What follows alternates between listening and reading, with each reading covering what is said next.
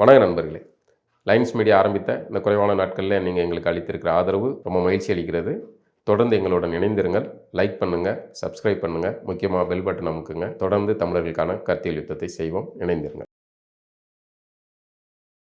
Lines media Tamil உறவுகளுக்கு வணக்கம். இன்றைய அரசியல் கலன் நிகழ்ச்சிக்கு தங்களை அன்போடு வரவேற்கிறேன். வணக்கம். வணக்கம்.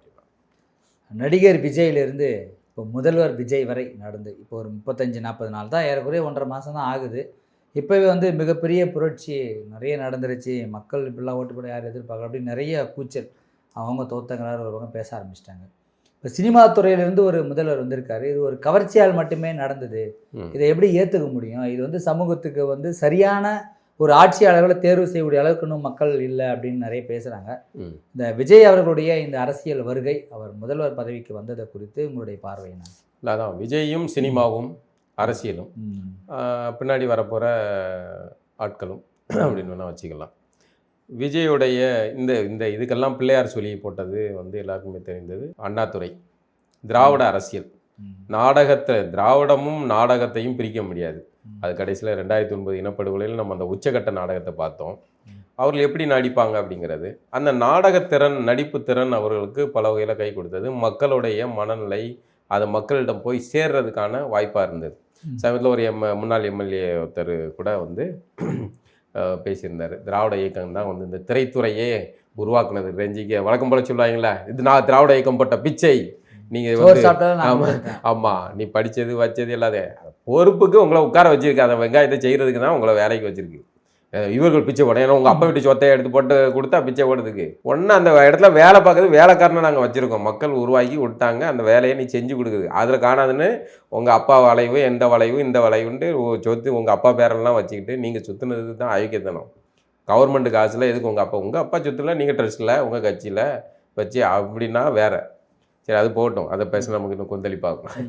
ஆக இந்த திராவிட அரசியல் எப்படி திரை பிம்பத்தை, நாடக பிம்பத்தை பயன்படுத்தி தேர்தல் அரசியலில் அதை வாக்காக மாற்றியதோ, இந்த பின்விளைவுகளுக்கெல்லாம் காரணகர்த்தா அண்ணாதுரை, அவர் உருவாக்கிய எம்ஜிஆர். இதுதான் எம்ஜிஆர் போட்ட முதல் அந்த பிள்ளையார் சுழி அடுத்து இப்போ விஜய் வரைக்கும் வந்து. அண்ணாதுரை சினிமாக்காக அவர் ஒன்றும் பிச்சை போடல, சினிமாக்காரன் ஒன்றும் பெருசாக்கல. அண்ணாதுரை அன்னைக்கு இருக்கக்கூடிய தமிழகத்தை வலுவான ஒரு கட்சியாகவும் உருவாக்குனாரு, நிலைநிறுத்தினார்.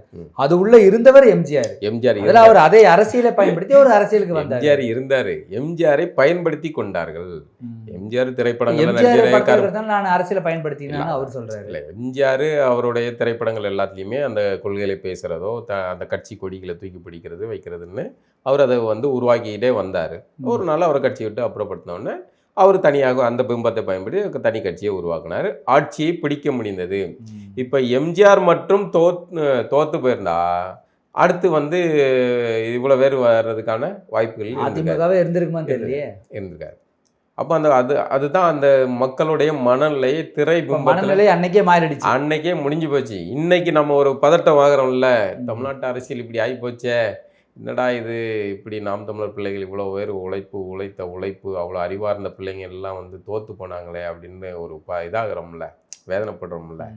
இதை அன்றைய நிலையிலேருந்து பார்த்தா அன்னைக்கு திமுககாரங்கள்லாம் திராவிட இயக்கம், பெரியார், நாம தான் கொள்கை குன்றுகள் அப்படின்னு பேசிகிட்டு இருந்துப்பாங்க. அப்போ எம்ஜிஆர் ஜெயிச்சு, என்னடா இது எம்ஜிஆர் ஒரு சினிமாக்கார ஒரு நடிகர் பார்த்து இவ்வளோ இன்னைக்கு நம்ம எதிர்கொள்கிற இந்த மன சிக்கல் அன்னைக்கு நடந்திருக்கும். இன்னைக்கு நம்ம அதை நேரில் அனுபவிக்கிறோம், அவ்வளோதான். அப்போ எம்ஜிஆர் காலத்தில் அது நடந்தது. அதன் பிறகு அடுத்தடுத்து திரைத்துறை சார்ந்தவர்கள் எல்லாம் ஒரு நம்பிக்கையை உருவாக்கியது. அதன் பிறகு அதுக்கு ஒரு சிவாஜி, அந்த நம்பிக்கையாக சிவாஜிக்கு ஈடுபடல, சிவாஜி தோற்று போனார். அப்போ மக்களுக்கு யாரு அதை இதாக்குறாங்க, அதில் கூட யாரு மசாலா. நீங்க கவனிங்க, எம்ஜிஆர் ஜெயிச்சாரு, சிவாஜி தோத்தாரு. எம்ஜிஆர் மசாலா ஹீரோ, சரியா? அங்க சிவாஜி நடிப்பு, நீ சூப்பரா நடிக்கப்பா, நான் ஓரமாரு. அவரு தான் பறந்து அடிக்காரு, அவர் தான் வால் சண்டை போடுறாரு, சிலம்பு. கமல் தோத்தாரு.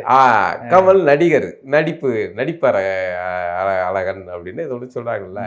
அப்போ நடிகர்களை அதில் கரெக்டாக இருக்காங்க பார்ப்போம். அப்போ இவனுக்கு பஞ்ச் டைலாக் தேவைப்படுது, பறந்து அடிக்க வேண்டிய தேவை இருக்குது. இந்த சூப்பர் ஹீரோ மனநிலையை இவன் நம்புகிறான் அப்படிங்கிற. அப்போ இது எம்ஜிஆர் காலத்தில் இவன் நம்பினான்னா சரி ஓகே, திரைங்கிற ஒரு கலாச்சாரம், ஒரு துறை வந்து மக்கள்கிட்ட அப்போ தான் புதிதாக அறிமுகமாகுது. மக்கள் மயங்கி இதை உண்மைன்னு ஒரு மாயத்திரையை நம்பி வாக்களித்தார்கள் என்பதை சகித்துக்கிட்டே போயிடலாம். சரி ஓகே, நம்ம தாத்தா பாட்டங்க ஏற்றுக்கலாம். ஆமாம், நம்ம அப்பா தாத்தாக்களுக்கு கொஞ்சம் வந்து இதை பற்றின விவரம் தெரியல, அதனால ஓட்டு போட்டாங்க, திரைத்துறை சார்ந்தவரை ஒருத்தர் நம்பி ஓட்டு போட்டாங்க, முதல்வர் ஆகிட்டாங்கன்னு நம்பி சகிச்சிக்கலாம். ஆனால் இன்றைக்கி இல்லை, நீ இல்லைன்னா கூட ஒன்றை வச்சு போட்டு கொடுத்து நீ பேசுகிற மாதிரி எல்லாத்தையும் உருவாக்குறாங்க, வீடியோ உருவாக்குறாங்க, என்னென்னமோ நடக்குது. ஆனால் இந்த தலைமுறையும் ஒரு திரையை நம்பி, திரை பிம்பத்தை நம்பி வாக்களிக்கிறது என்றால் தமிழர்களுடைய மரபணுவிலே இந்த மாய தோற்றத்துக்கு வீழ்ச்சி அடைகிற சிக்கல் உருவாகிருக்கு. இந்த காலகட்டத்துக்குள்ள அவங்க எந்த மாதிரியான கல்வியை அந்த இளைஞர்களுக்கு கொடுத்துருக்காங்க, அவங்க எப்படி வளர்த்துருக்காங்க, அதெல்லாம் இருக்கு. நான் தான் அவங்கள படிச்சுக்க வச்சேன், நான் தான் அவங்கள அதிகாரத்துக்கு வர வச்சேன், நான் தான் அவங்களுக்கு டிகிரி படிக்க வச்சேன் சொல்றாங்கல்ல.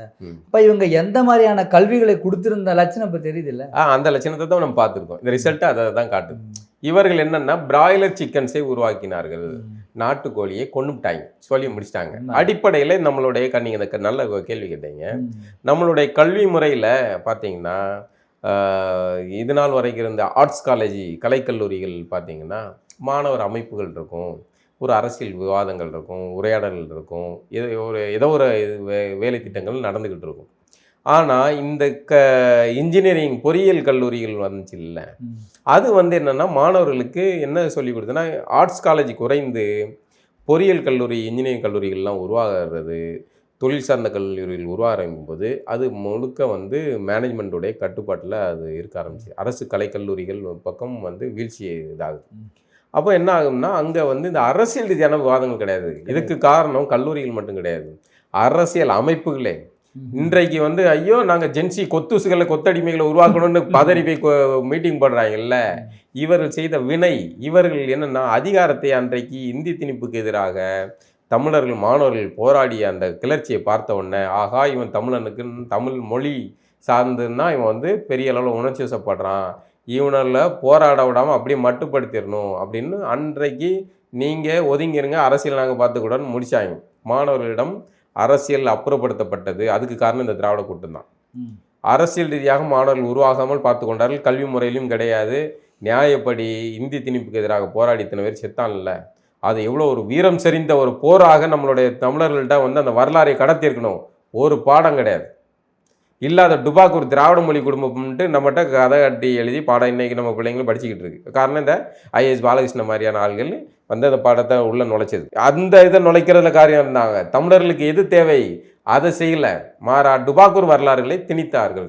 இப்படி வந்து அவர்களுக்கு தேவையான வசதியான விஷயங்களை செஞ்சுட்டு தமிழர்கள்ட்ட அரசியல், அடுத்த தலைமுறை பிள்ளைங்கிட்ட அரசியல்னா அது ஒரு சாக்கடைங்க அப்படின்னு சொல்லி அங்கெல்லாம் வந்து உங்களுக்கெல்லாம் அது எதுக்குப்பா, அரசியல் அதிகாரம்லாம் இவன் தான் வச்சுருப்பான், நீங்கள் எதுக்குப்பா அரசியல் அதிகாரத்துக்கு, அதெல்லாம் ஒரு சாக்கடைங்க அப்படின்னு சொல்லிடுறது.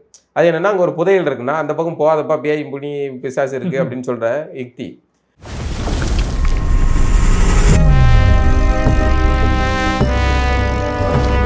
கல்யாணம் ஆகலை, குழந்தை குட்டியும் இல்லை, அந்த தைரியம் தான் உனக்கு. இதோட 8 டிரான்ஸ்ஃபர், 12 என்கவுண்டர்.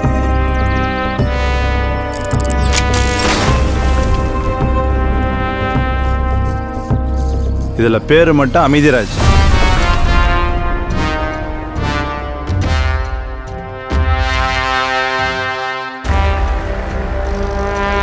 செங்காடுக்கு டிரான்ஸ்ஃபர் போட்டிருக்கு. அந்த ஸ்டேஷன் ஒரு மாதிரி, அங்கேயும் போய் வேலையை காட்டாத.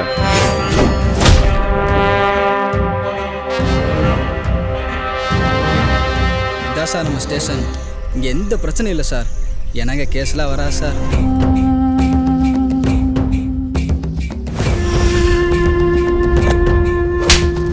எந்த கேஸுமே வராத இந்த காட்டுக்குள்ள எதுக்கு இவ்வளவு பெரிய போலீஸ் ஸ்டேஷன்? இங்க தப்பு நடக்கலையா இல்ல தப்ப சரியா மறைக்கிறாங்களா?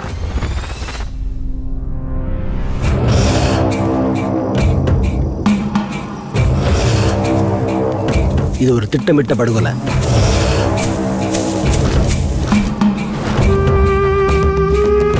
இத்தனை வருஷத்துல ஒரு காட்டு விலங்கு அடிச்சு கூட இங்க யாரும் செத்ததில்லை. ஆனா இப்ப எனக்கு நம்ம இது பெரிய வழக்கா இருக்க போகுதுன்னு தோணுது.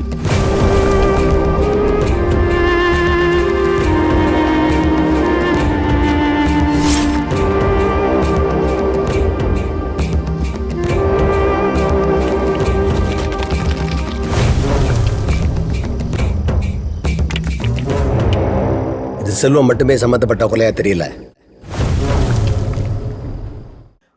ஆனால் நம்ம திங்குற சோத்துல இருந்து தூங்கி எந்திக்கிறதுல இருந்து சாகிற வரைக்கும் எல்லாத்துக்கு முன்னாடி அரசியல் இருக்கு. இதை வந்து அடுத்த தலைமுறைக்கு கடத்தாமல் விட்டதுடைய விளைவு தான் இந்த இது. அப்போ அரசியலை கற்றுக்கொள்ள வேண்டும். அடுத்த தலைமுறை அரசியல் ரீதியான தெளிவோடு இருக்கணும். இன்னைக்கும் கேரளாவில் திரை பிம்பம் அங்கே எடுபடாமல் இருப்பது காரணம், அங்கே ஆர்ட்ஸ் காலேஜ் ஆதிக்கம் இருக்கிறது. அவங்க இன்ஜினியரிங் படிக்கணும், இங்கே வந்து படிச்சுட்டு போகிறாங்க. இது ஆர்ட்ஸ் காலேஜ், அங்கே இன்னும் போராட்டம் இருக்குது. கேரளாவில் இந்த நிலைப்பாடுகள் இருந்தாலும் கேரளாவில் இருக்கக்கூடிய அந்த நடிகர்கள் வந்து யாரும் அரசியல் நோக்கி வரமாட்டிருக்காங்க. அவங்களுக்கே தெளிவு இருக்கு. ஏன் ஒருத்தர் என்னன்னு தெரியும்பா, எப்பா என் லட்சணம் இதுதான், நான் இதுக்கு வந்து எனக்கு அந்த இதே தேவையில்லை, நான் படம் நடிச்சேன்னா இதோட முதல்ல அங்க இருக்கிற மக்களே அவர்களே ஒரு சாதாரணமா ஒரு என்னன்னா நல்லா பாக்குறாங்க அப்படின்னு டீல் பண்ணிட்டு அவனுக்கு அந்த மண்டையில முளைச்ச இது இருக்காது இல்ல, நான் ஒரு பெரிய ஆள்பா அப்படிங்கிற இது இருக்காது இல்ல, அது அங்க இயல்பாகவே இருக்கு. அதனால அங்க வந்து எடுபடல, அவர்களுக்கும் அந்த சிந்தனை வரல. ஆனா இங்க நம்ம தான் வந்து விழுந்து விழுந்து சாகுதுக்கு தயாரா இருக்கான்ல போட்டோ எடுக்கிறோம். அப்போ இங்க வந்து அந்த ஓகே திரை பிம்பத்தை பயன்படுத்தி வரலாம் அப்படிங்கிற மனநிலை உருவாகுது. இப்போ எம்ஜிஆர், அதுக்கப்புறம் வந்து ஜெயலலிதா, இப்போ வரிசையாக விஜயகாந்த் வந்தாரு, இப்போ டி ராஜேந்திரன் வந்தாரு, கமலஹாசன் வந்தாரு, சிவாஜி வந்தாரு, எல்லாரும். ஆனா திரைத்துறையில இருந்து எம்ஜிஆருடைய வெற்றிக்கு பிறகு பல பேருக்கும் அந்த ஆசை உருவானது. இன்றைக்கு அந்த ஆசை உருவாகி 26 தேர்தல் உள்ள ஒரு முடிவு வந்திருக்கணும், முற்றுப்புள்ளி. ஏன்னா ரஜினி வந்தாரு, 96ல வந்திருந்தால் வெற்றி பெற்று இருப்பார். அவர் வந்து அந்த காலத்தை கடத்தி படத்தை ஓட்டினாரு, கடைசியில கொரோனா வந்து முடிச்சிச்சு, அதோட முடிஞ்சு போச்சு. திரை பிம்பத்தோட இது முடியுதுன்னு பார்த்தா விஜய் வந்தார். இந்த தேர்தலில் தமிழர்கள் மட்டும் மிக சிறப்பாக விஜயை தோற்கடித்து, தம்பி நீங்கள் நல்ல படம் நடிக்கிறீங்க, நல்ல நடிங்க, உங்கள் படத்தை நாங்கள் ஜாலியாக பார்க்குறோம், குடும்பமாக வந்து பார்க்குறோம் அப்படின்னு அவர் அனுப்பி வைத்திருந்தால் தமிழர்களுக்கு அடுத்த கட்ட பாய்ச்சல் உருவாயிருக்கும். இதுவே கடைசி, இதோட முடிஞ்சிருக்கும். முன்னாடி இப்போ விஜய் வெற்றி பெறாமல் இருந்திருந்தால் அவர் திரைத்துறைக்கு போயிருப்பார், அதோட முடிஞ்சு போச்சு. வரிசையா பின்னாடி கேட்டை திறந்து வச்சுட்டு உட்காந்துருப்பாங்கல்ல, வரிசையா பாருங்களேன். இப்போ அடுத்து ஆரம்பிச்சிருவாங்க. ஸோ இப்பவுமே ஆரம்பிச்சிருவாங்க நீண்ட கால செயல் திட்டம், 20 ஆண்டு திட்டம்னு ஆரம்பிச்சிருவாங்க. இப்போவுமே சோப்பு சீப்பு கண்ணாடி தையல் மிஷின், ஆமாம், நம்ம சிவகார்த்திகேயன், லாரன்ஸு, பிரதீப் ரங்கநாதன் வரைக்கும் ஆரம்பிச்சிருவாங்க. நம்மளே வேறு சொல்லி வேற அதை வந்து பிரபஞ்சத்தில் ஈழ்த்து விடுறோமோ என்ன தெரியல. இப்போ வரிசையாக இதை வந்து கணிக்கிறோம், இப்படி ஆரம்பிப்பாங்க. ஏன்னா இங்கே ஒரு வெற்றி கிடைக்கும். ஓகே, அப்போ தமிழர்கள்ட்ட திரை மோகம் இருக்குது. இது எல்லா காலத்துலையும் எடுபடுது, ஏஐ காலத்துலையும் எடுபடுது, எம்ஜிஆர் காலத்துலையும் எடுபடுது. அப்போ நம்மளுக்கும் வாய்ப்பு இருக்குது அப்படிங்கிற நம்பிக்கை அடுத்தடுத்து வரிசையாக வரப்போகிறவர்களுக்கு உருவாகும். ஒருவேளை விஜய் தோத்துருந்தா அப்போ விஜயாலேயே முடியல, நம்மளால முடியாது அப்படின்னு இருந்திருக்கலாம். எல்லாரும் அவங்கவுங்க மூடிட்டு படத்தை நடிக்கிறதோட இப்போ ஆரம்பிச்சிட்டாங்களா வரிசையா. ராகவ லாரன்ஸு கருத்து கேட்குறான், அரசியலுக்கு வரலாமா வேணாமா, எப்பா நீ வரணும்னா நீ வா, வர வேண்டாம்னா உயிர். நீங்கள் ஏதோ வந்து என்ன பண்ண போற, என்ன செய்ய போறீங்க, மக்களுக்கு நல்லது பண்ண போறேன். சரி, இப்போ ஏதோ ஒன்று செஞ்சுக்கிட்டு இருக்கீங்க, அமைதியாக இருங்க. அப்போ என்னன்னா விஜயோட வெற்றி வந்து பல பேருக்கும் வந்து ஆசையை, ஓகே அப்போ நமக்கு ஒரு இடம் இருக்குது அப்படிங்கிற ஒரு நம்பிக்கை. அதுதான் இந்த சேட்டை இப்போ ஆரம்பிக்கிறது. இப்போ வரிசையாக அதுக்காக நம்ம திரைத்துறையிலேருந்து வரக்கூடாது அப்படின்னு இல்லை. என்னென்னா நீங்கள் வந்து திரைபிம்பத்தை பயன்படுத்தி இப்படி அதிகாரத்தை பிடிச்சிட்டு ஆட்சி எப்படி நடத்துறதுன்னு தெரியாமல் முடிச்சுக்கிட்டு இருக்காங்க. அதை வந்து அதுக்கான துறை சார்ந்த ஆள்கள் இருங்க, இல்லை மக்கள் பணியை செஞ்சுட்டு வாங்க, மக்கள்கிட்ட வேலை பார்த்துட்டு வரிசையாக வாங்க. இந்த வெறுமனே எனக்கு நான் ஒரு திரை நடிகர், எனக்கு இருக்கிற பிரபலம் போதும் அப்படிங்கிறத வச்சுட்டு வராதிங்க, அது மக்களை ஏமாத்துறதுக்கான செயல் அப்படிங்கிறதான் இது. அடுத்தடுத்து வரிசையாக வரப்போகிறதெல்லாம் விஜயோடைய வெற்றி கொடுத்த பின்விளைவுகள். இதற்கு ஏதோ ஒரு வகையில் நேரடி வகையிலையும் தமிழர்களுடைய மடத்தனம் மிக முக்கிய காரணம். தமிழர்கிட்ட அறியாமல். இன்னொன்று, ஆட்சியாளர் மீது வெறுமனே இது மட்டுமே நான் அப்படியும் சொல்ல முடியாது. ஆட்சியாளர் மீது இந்த எரிச்சல், வெறுப்பு, அது முக்கியமாக ரோல் வகிச்சிருக்கு இந்த தேர்தலில். அது வந்து பெரிய அளவில் வேலை பார்த்துருக்கு. அதனால் எல்லாம் சேர்ந்து கலந்து இது பண்ணிட்டு அதுக்கு விஜய்க்கு சாதகமாயிடுச்சு. அதோடைய பின்விளைவுகளை அடுத்த தலைமுறை இன்னும் அனுபவிக்கும். இப்போ வந்து விஜய் அவர்கள் வந்து சினிமாவுக்கு வந்ததுனால இப்போ நம்ம துறையை சார்ந்த ஒருத்தர் அங்கே இருக்கார், நமக்கு ஏதாவது ஒரு பிரச்சனைனா நம்ம போய் கேட்டால் உடனே நம்மளுக்கு செஞ்சு கொடுப்பாரு அப்படின்ற ஒரு நம்பிக்கை வந்து அவங்களுக்கு மேலவங்க. ஆமாம், அந்த மாதிரி இருக்கும்போது சாதாரண ஒரு மக்கள் கூட ஒரு எம்எல்ஏ ஆயிடுறாங்க அப்படின்னா நமக்கு ஒரு செல்வாக்கு இருக்குது, நமக்கு ஒரு அடையாளம் இருக்குது, நம்மக்கிட்ட தேவையான அளவுக்கு பணம் இருக்குது, நம்ம அதை பயன்படுத்தி ஏன் நம்ம ஒரு அதிகாரத்துக்கு போயிட்டு நம்மளை ஒரு ஃபெமிலியாரிட்டி ஆகக்கூடாது அப்படின்ற ஒரு நிலை இருக்குது. ஆனால் இந்த நிலைகள் வந்து இங்கே இருக்கக்கூடிய தமிழர்களுக்கு இருக்க மாட்டேங்குது. இவங்க வேறு, அவங்க வேறு அப்படின்றாங்க. ஆனால் தெலுங்கு பேசக்கூடிய திரைத்துறையில் இருக்கக்கூடிய நிறைய பேர் வந்து தமிழ்நாட்டு அரசியலில் காய் நகர்த்துறதும் தமிழ்நாட்டு அரசியலுக்கு வர்றதும் அதிகாரத்தை கைப்பற்ற நினைக்கிறதும் நீங்கள் எப்படி பார்த்துக்கிறீங்க? இப்போ விஷால் இல்லாதான் வந்து ஆந்திராலேருந்து கிளம்பி வந்துடுறாங்க. தமிழர்களுக்கு சாதி ஒழிப்பு அரசியல் பண்ணுறது, அரசியல் பண்ணவே உங்களுக்கு தெரியாது. ஒருத்தர் வந்து ஊரெல்லாம் பிரச்சாரம் பண்ணார், தமிழன் முட்டா பைய, அறிவு இல்லாதவன், காட்டு மிராண்டி பையன் பேசினா எல்லாம் உன்னதாட்டா திட்டிக்கிட்டு இருக்காரு. இவன் எல்லாம் கை கட்டிட்டு வேடிக்கை பார்த்துக்கிட்டு இருந்தாங்க. இப்படி என்னென்னா ஆந்திராவிலேருந்து இங்கே சாதி ஒழிப்பு பேசுகிறதுக்கு இங்கே தமிழ்நாட்டில் ஆள் இல்லை அப்படின்னு வரிசையாக கிளம்பி வந்துடுறாங்கல்ல. இந்த முற்போக்குகள்லாம் பக்கத்தில் தான்ப்பா இருக்குது. போயிட்டு ஒரு 100 கிலோமீட்டரில் தாண்டி போயிட்டு நீங்கள் அங்கே போய் செய்யுங்கப்பா. அங்கே தான் நிறைய ரெட்டி நாயுடுகள்னு நிறைய பஞ்சாயத்துகள்லாம் இருந்துக்கிட்டு இருக்கு. நீங்கள் அங்கே செய்யுங்க வேலைக்காக அங்கே. அப்போ இங்கே தான் வேலைக்காகுது. அப்போ இந்த அரசியல் பண்ணுறதுக்கு இவர்கள் கிளம்பி வந்துடுறாங்க. இன்னொன்று, இந்த இடம் ஒரு வெற்றிடமாக இருக்குது, இந்த அதிகாரத்தை பிடிக்கிறதுக்கான ஒரு இடமா இருக்குது. இவன் தான் ஏமாளி பயலாக இருக்கான் அப்படிங்கும்போது விஷால் வந்தால் நமக்கு தெரியல, விஷால் தெலுங்குறான்னு தெரியல.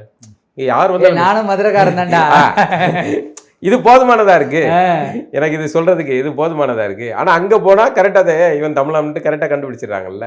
அப்போ தமிழர்கிட்ட இருக்கிற பரந்த மனநிலை இவன் நம்மளால சொல்லிட்டு போயிட்டாங்க, யாதும் ஊரே யாவரும் கேள்வின்னு சொல்லிட்டு போயிட்டாங்க. அது வந்து என்ன ஆகிப்போச்சு, நம்மளுடைய பெருந்தன்மை அல்லது நம்மளுடைய ஞானத்தின் வெளிப்பாடு. அந்த வார்த்தை சாதாரண வார்த்தை இல்லை, அது எல்லாரும் ஒன்று தான் அப்படிங்கிற இதுலேருந்து வர்றது.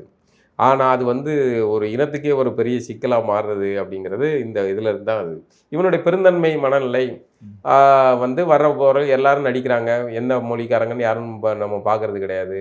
ஆனால் இங்கேருந்து போகிறவங்கள கரெக்டாக தமிழன்னு சொல்கிறாங்க. ஆனால் அது அங்கே ஒரு மலையாளி இங்கே வந்து இருந்துட்டு அவர் நடிக்கிற முடியும், ஒரு தெலுங்கர் நடிக்க முடியும், கன்னடர் நடிக்க முடியும். நம்ம அதுக்காக வந்து இனவெறி சிந்தனைகள் நடிக்கக்கூடாது. சொல்லுவாங்கன்னா ஜெயிச்சதுக்கு அப்புறம் தான் சொல்லுவாங்களே.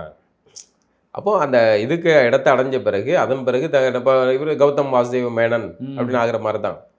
முதல்ல கௌதம் இருப்பார், அதுக்கப்புறம் வாசுதேவ் ஆவார், அதுக்கப்புறம் மேனன் வருவார். அது மாதிரி வரிசையாக ஒவ்வொருத்தரும் பண்ணுறது. இதுலேயே கூட வந்து அதை கூட வந்து பாராட்டிடலாம். ஆனால் விஷால் வந்து யாருன்னே சொல்லாமல் அப்படியே வந்து மெயின்டைன் பண்ணி கடைசியில் பாக்கியராஜ் பேசுகிறாருல்ல, அதுக்கு ஒரு பார்த்திபன் பேசுகிறாருல்ல, நாயுடு அப்பாயி அப்படின்ட்டு. அந்த மாதிரி இங்கே தமிழ்நாட்டில் இங்கே ஒரு தெலுங்கு லாபி இருந்துக்கிட்டே இருக்குது. இது இந்த விஜயுடைய அரசியல் இன்னைக்கு ஆட்சி அதிகாரத்துலேயுமே இந்த லாபி தான் இருக்குது, கூட இருக்குது.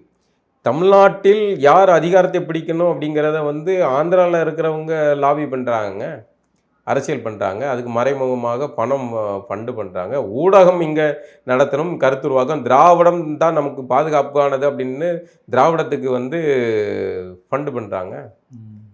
நீங்கள் திராவிடத்துக்கு ஆதரவாக ஒரு மீடியா நடத்தணும்னா உங்களுக்கு வந்து ஃபண்டு வருது, உடனே வரும். ஏன் வந்து தமிழ்நாட்டில் இதெல்லாம் செய்கிறதுக்கு வந்து ஃபண்டு வரணும் அப்படிங்கிற கேள்வி வருதுல்ல.